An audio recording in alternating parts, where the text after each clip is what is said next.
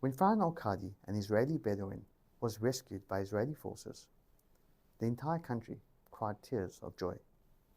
But just a few days later, when Hamas executed 6 Israeli hostages in cold blood, the entire country wept tears of sorrow. And that's because Israel values life above all else, while its enemies covet death above all else. For over 11 months now, much of the world has failed to understand that Israel's enemies in Hamas, the Houthis, Hezbollah, and Iran itself are not enemies that can be negotiated with over grievances and objectives.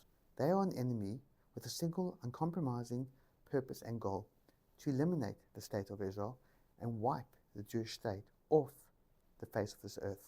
But rather than hold these enemies to account, the world finds it easier to launch accusations against Israel of genocide, of ethnic cleansing, apartheid, and illegal occupation.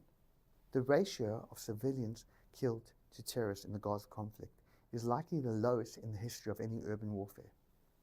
That shows that Israel is not targeting civilians, but doing the best they can to protect them.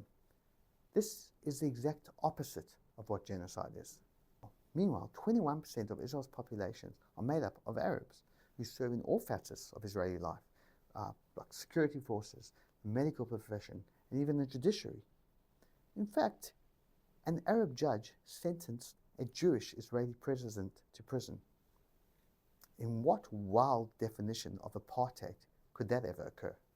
And as for the illegal occupation, Israel left Gaza in 2005, uprooting all Jewish communities. There was not a single Jew left in Gaza.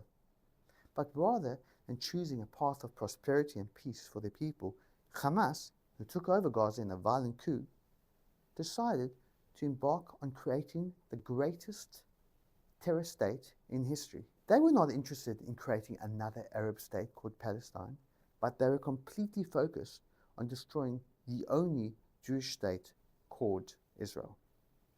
And the naive world, who refused to listen to Hamas's own words, funded them.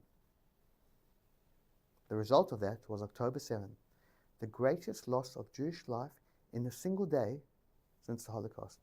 When countries pressure only Israel for ceasefires while ignoring the nature of Israel's enemies, they betray every Western democratic and moral value they say they cherish. The values that Israel represents are the same values that any Western democratic society should be fighting for.